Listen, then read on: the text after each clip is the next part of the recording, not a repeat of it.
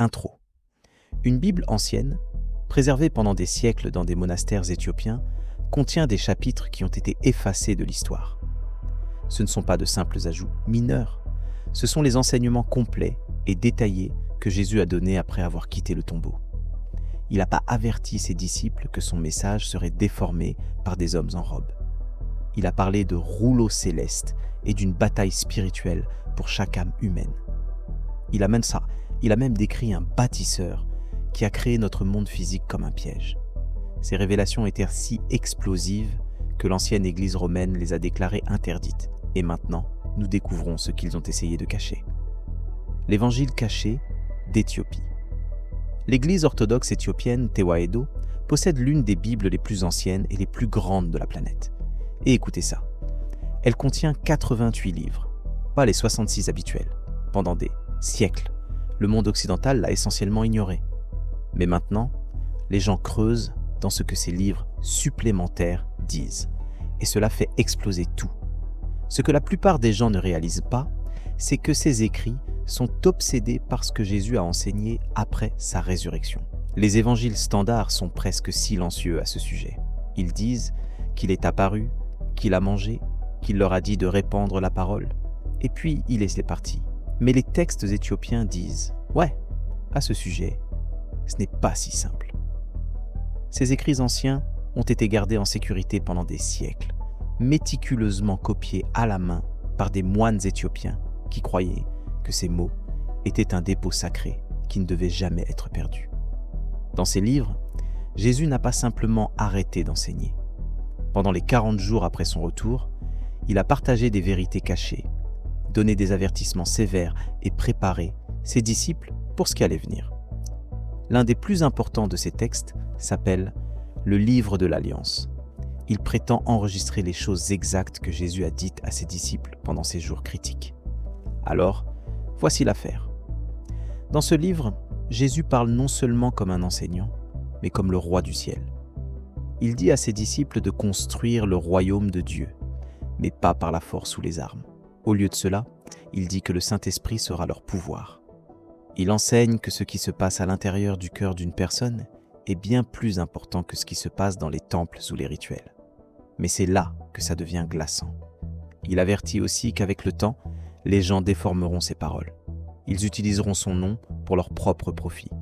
Il dit qu'un jour viendra où les gens crieront son nom dans les rues, mais leurs cœurs seront loin de lui. Il prédit qu'ils construiront d'énormes temples d'or et de pierre, mais oublieront complètement le temple de l'âme. Et c'est un euphémisme. Ces avertissements semblent décrire parfaitement notre monde aujourd'hui. Jésus prédit des guerres, des mensonges traités comme des vérités, et des familles qui s'effondrent. Il dit, je cite, « Les ténèbres viendront quand les gens ne reconnaîtront plus sa voix. » Une phrase puissante dit, « Bénis soient ceux qui souffrent pour mon nom, non pas en parole, mais en silence. » Cela montre un Jésus qui marche avec les gens qui souffrent en silence, les oubliés et les invisibles qui croient bien encore. Un autre livre d'Éthiopie, la Didascalie, donne des conseils pratiques sur comment vivre. Il dit que les gens devraient vivre simplement, jeûner, prier souvent et rester loin des dirigeants corrompus et des traîtres cupides. Jésus met en garde contre les faux dirigeants qui semblent saints à l'extérieur, mais nuisent aux pauvres en secret. Il dit « Ne soyez pas comme les scribes du futur qui portent des robes blanches, mais dévorent les maisons des pauvres. » Ces textes peignent le portrait d'un leader qui savait avec une certitude terrifiante que son message était sur le point d'être détourné par les institutions mêmes qui prétendraient le représenter. Mais ces avertissements n'étaient que le début.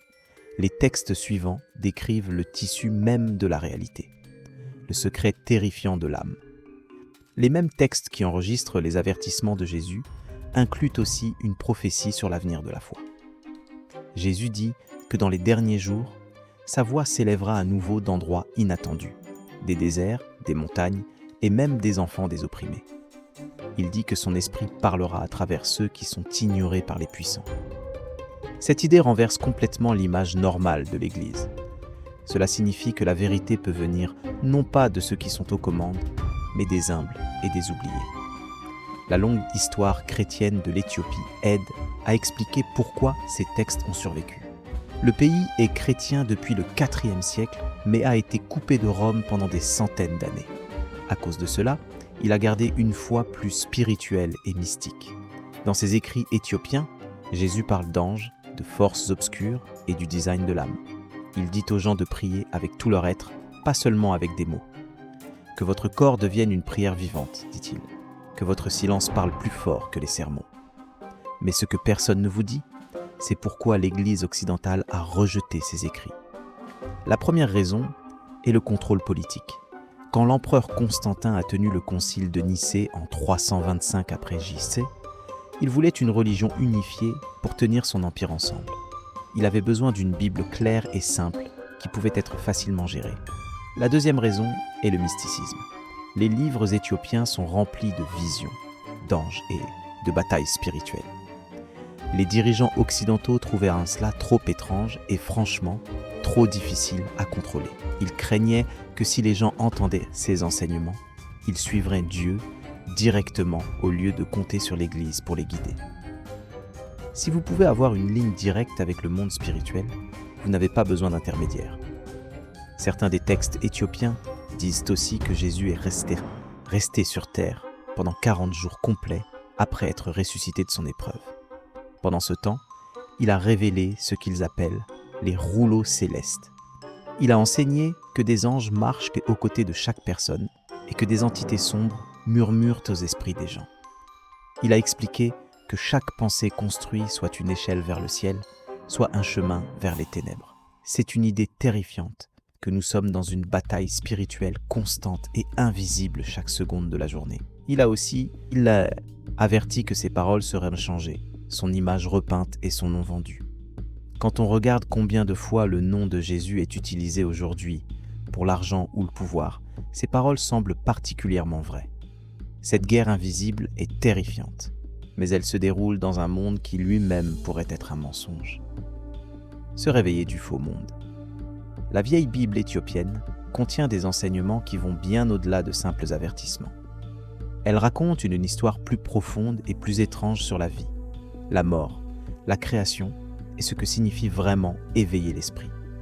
Ces écrits disent qu'après sa résurrection, Jésus a partagé des leçons secrètes qui n'ont jamais été enregistrées dans les évangiles communs. Dans ces vieux livres, Jésus enseigne que notre mort n'est pas la fin de la vie. Il dit « Le corps est comme un vêtement qui s'use, mais l'esprit continue de vivre. Quand le corps tombe, l'esprit retourne à sa vraie maison, qui est le feu et la lumière de Dieu. » Ses disciples avaient peur quand ils ont entendu cela, mais Jésus leur a dit de ne pas craindre la fin. Ce qu'ils devraient craindre, a-t-il dit, c'est de vivre sans l'esprit.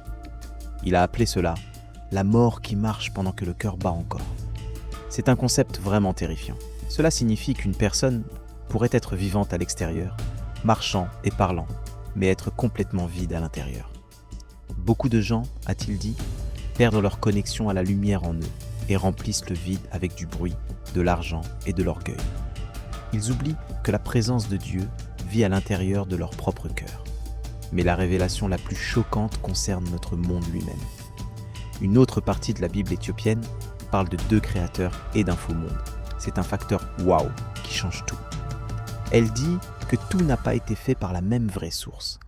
Il y avait un créateur de vraie lumière, le Père de tout. Mais il y avait aussi un autre être, un bâtisseur d'ombre. Cet être, rempli d'orgueil, a fait un monde physique qui semblait beau, mais n'était pas fait d'esprit pur. Il voulait le gouverner et s'est appelé le seul Dieu.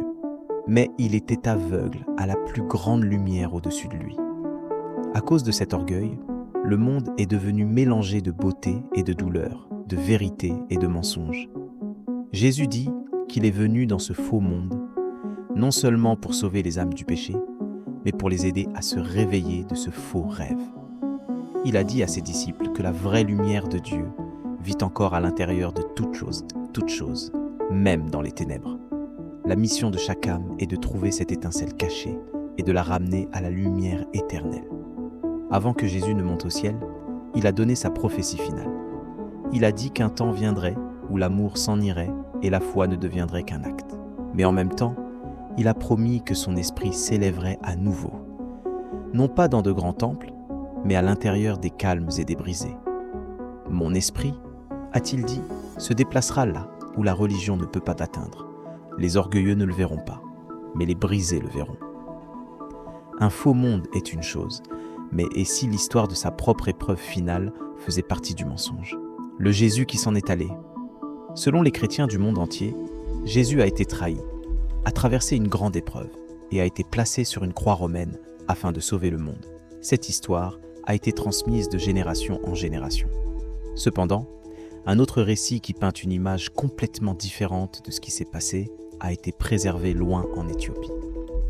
Certains manuscrits très anciens découverts là-bas affirment que Jésus n'a pas été mis sur la croix. Au lieu de cela, il a vécu, a quitté discrètement Jérusalem et a continué à enseigner à ses disciples sur la guérison, la paix et la coexistence pacifique avec la création de Dieu. Ce récit, connu sous le nom d'évangile éthiopien de la paix, présente Jésus d'une manière nouvelle. Il est dépeint dans cet évangile comme un enseignant gentil et sage, plutôt qu'un sauveur souffrant. Il parle d'amour, de nature et d'équilibre au lieu de conflit ou de rétribution. Selon ces textes, apprendre à vivre une vie douce, pure et véridique est le chemin vers la vraie liberté, plutôt que la souffrance. À l'intérieur de vieux monastères, des moines ont gardé des rouleaux cachés écrits en guèze, une ancienne langue éthiopienne. Ces écrits parlent d'un Jésus qui parlait avec ce qu'ils appellent les anges de l'air et de l'eau. Il a enseigné à ses disciples à purifier le corps et l'âme. Il a appelé la terre mère et le ciel père, enseignant que toute la nature était sacrée. Dans cette version des événements, quand les troubles ont grandi à Jérusalem, Jésus ne s'est pas laissé capturer. Au lieu de cela, il s'est retiré dans le désert, suivant l'exemple des prophètes antérieurs. Les gens ont plus tard mal compris sa disparition, et, avec le temps, l'histoire de son épreuve et de sa mort s'est répandue. Selon les théologiens éthiopiens, ce changement ne s'est pas produit par accident. Ils croient qu'il a été façonné par l'Empire romain, qui voulait contrôler comment les gens voyaient la foi. Au concile de Nicée, les dirigeants de l'Église sous domination romaine ont favorisé une version de la foi qui se concentrait sur la souffrance et la faim. Un sauveur qui meurt, argumente-t-il, rendait plus facile le contrôle des gens qu'un enseignant vivant qui enseignait la liberté de l'esprit. Un enseignant qui s'en va ne construit pas une institution, une figure qui conquiert la mort. Si. Donc tandis que Rome prêchait le sacrifice, l'Éthiopie a gardé son message de vie et de paix, vivant. La Bible éthiopienne appelait Jésus Yeshua le guérisseur, pas Christ le crucifié. Les historiens d'aujourd'hui questionnent cette histoire, mais les érudits éthiopiens nous rappellent que leur terre est devenue chrétienne bien avant Rome. Mais pourquoi l'Éthiopie? Pourquoi cette seule nation détiendrait-elle tous ces secrets explosifs?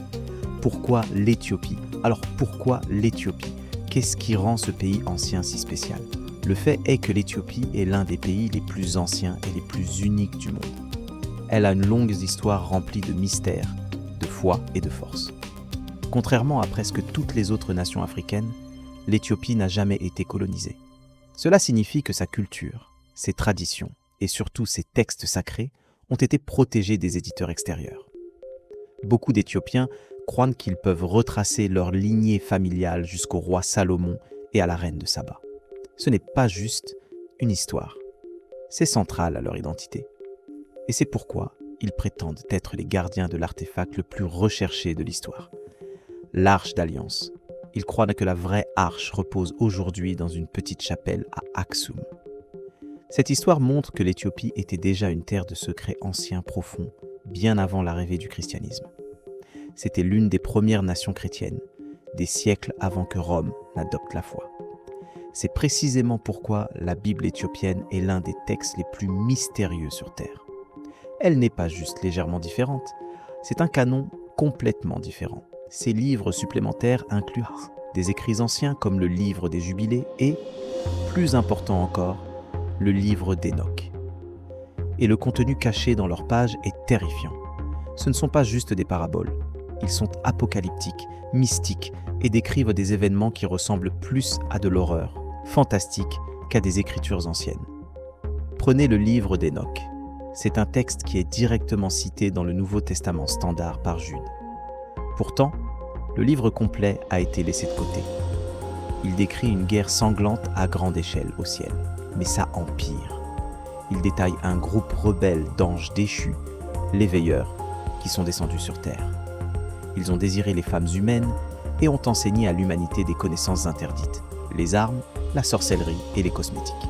Leur progéniture était les Néphilim, une race de géants terrifiants et assoiffés de sang qui ont ravagé le monde. C'est l'arrière-plan cosmique horrifiant du monde qui, pour une raison quelconque, a été délibérément effacé des registres. Alors, est-ce qu'il nous manque un détail clé ? Est-ce la vraie vérité ? Le fait est que vous croyez ces textes mot pour mot ou non, la Bible éthiopienne révèle un côté de la foi qui est brut, mystique et profondément stimulant. Elle prouve que l'histoire qu'on nous a tous racontée n'est peut-être pas la seule histoire. Elle nous force à nous demander quoi d'autre nous a été caché. Ou trop. Quel est selon vous le plus grand secret qu'il cache encore ? Dites-le nous ci-dessous. N'oubliez pas de liker et de vous abonner pour plus de vérités cachées.